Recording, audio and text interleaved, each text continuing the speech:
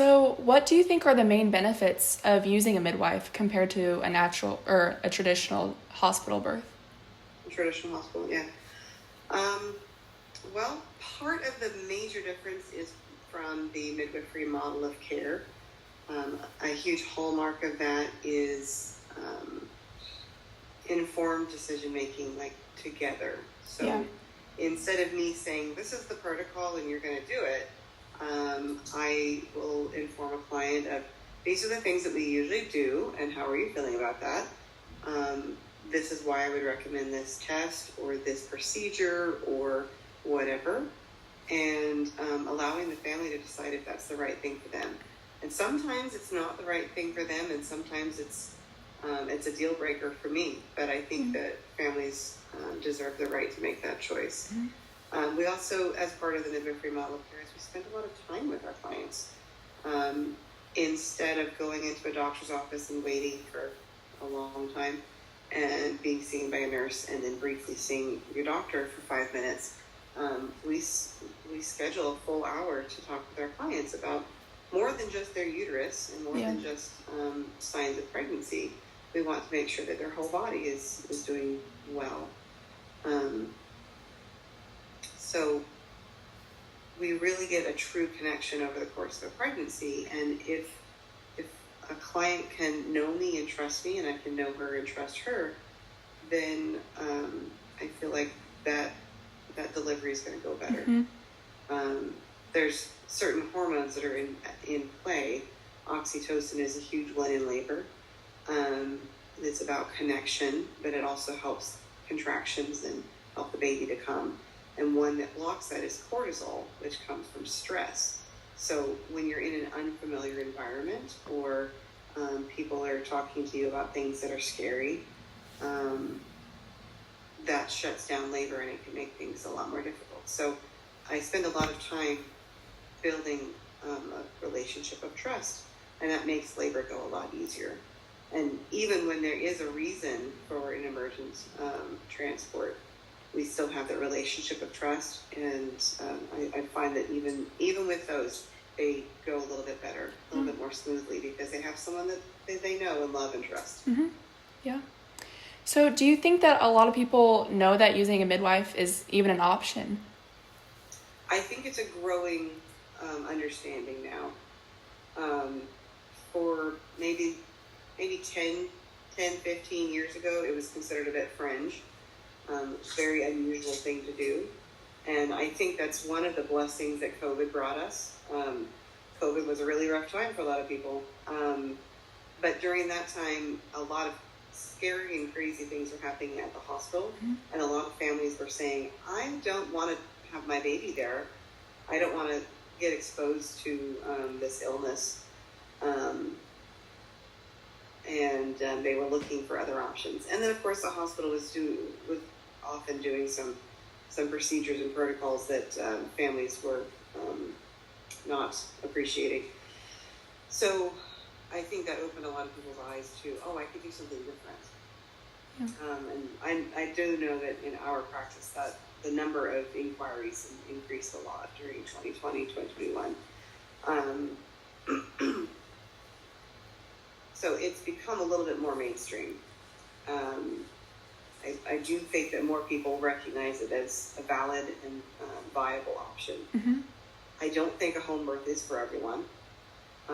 There are definitely some cases that really should be at the hospital, and I think wherever the mom feels to be the most comfortable, like research has shown, wherever the mom feels most comfortable is probably the right place for her to be, despite any risk factors. That's generally the right place. Yeah, I didn't even think about the COVID aspect of all of that. That's really interesting. So do you think that there's any way that, people can get the word out there, it's like spread awareness about like the benefits of using a midwife? Yeah, so for my own example, after I'd had my third baby, this was maybe a couple of years, 1 or 2 years after, a friend invited me to her baby shower, and I've gone to baby showers a lot, but this is a friend who invited me to her baby shower, and she had probably 30 people there, which was a pretty big baby shower. And one of the games they wanted to play, not so much game, but is everyone sat around in a circle and they just told one of their birth stories. And people went around and they told these horrible stories about how unnatural intervention, and oh my gosh, the doctor saved my life, and the baby looked scary, and all of these things. And then I told my very simple, very beautiful story of, it was not quite precipitous, meaning that precipitous means from start to finish is less than 2 hours, and the provider can't get there in time generally. It wasn't quite that fast, but it was pretty fast. Like the assistant didn't get there, for example. But I just told this lovely little story of having my baby in my own bed with my husband there, and my mother-in-law was an invited guest, and she ended up assisting, and how the room was just full of love, and that she got to hold my baby as the first person who wasn't me, got to hold my baby and just stood in the corner just beaming with love because she got to rock this sweet baby. And how healing that was for me, because my first 2 deliveries, they were fine, but they were not what I wanted. And it was very healing, and I felt like I was able to overcome a lot of the stress and trauma of that because of it. And then I, subsequently had a couple more at home. So I told this just beautiful story that just was in complete defiance of everyone else's horrible story. And they just all sat for a moment and went, wow, I wish I had that. And then a few of those friends ended up actually having either home birth or birth center births with a following baby. So that was just a very simple way, just talking about it. Yeah. I don't know if you're like a Christian believer, but like that's the way you share the gospel. Yeah. That's the way we share. You just talk about it in normal and natural places. Yeah. It's how we make breastfeeding normal again, right? We just do it, and we talk about struggles that we're having. We talk about why we love it, and we just talk about it. Yeah. I think that's a very simple way to do it. Sometimes when I'm not super busy, I like to set up booths at baby fairs and things like that. Fortunately, our practice tends to be as busy as we ever want it because we have enough clients that are they're sharing by word of mouth, or they're repeat clients. So yeah, we tend to stay as busy as we want, but when I'm not super busy, it's a way that I like to do it. Yeah. That's awesome. Are there any common misconceptions about midwifery that you have found? Oh, you're gonna have to narrow it down a little bit more. Really? There's lots of misconceptions. Really? So when someone comes in for an interview, I always kind of gauge what they know about midwives. Mm-hmm. There's kind of a feel. There's a wide range of misconceptions. One has been that we don't even bring medical supplies. So someone was like, "Oh, you can resuscitate the baby?" Well, yeah. Here, should I show you the tools that I bring? They just think we're just going to walk in the door and pray over them or something. Yeah, we're trained in very low risk, normal medical procedures. But yeah, the 3 common problems that happen is baby might need resuscitated. So of course we're trained in that. Yeah. You might have a hemorrhage or bleed too much. So of course we're trained in that, and we can carry supplies that help a lot with that. Sometimes the baby gets stuck, and yeah, we're trained to help with that. So, the things that, yeah, we have training. That's a common misconception.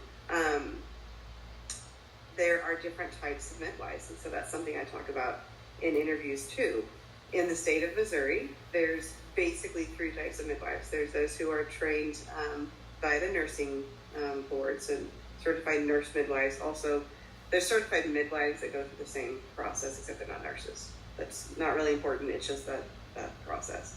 So there's certified nurse midwives who become nurses first, and then they get a master's degree in midwifery. and they work under a doctor, and they can prescribe medications, and they can do more work. They tend to work in hospitals. They tend to be more medicalized, but I've seen some very holistic CNMs as well. And then there's certified professional midwives. That's what I am. That's what our practice is. We're specifically trained in out-of-hospital birth. In Canada, your CPMs are allowed and encouraged to work in hospitals.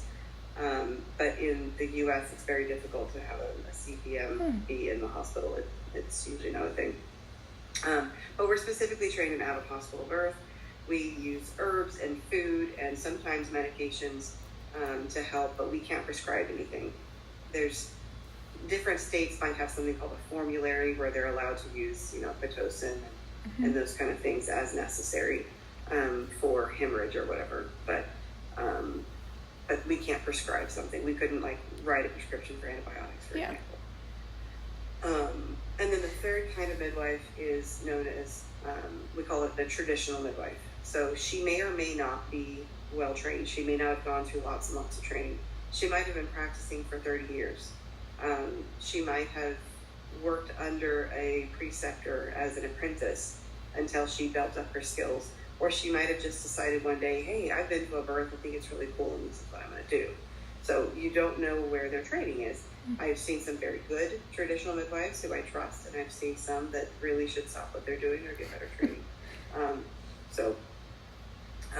That is a misconception. There's also, because of the not so well trained midwives, there's also a misconception of the difference between a doula and a midwife.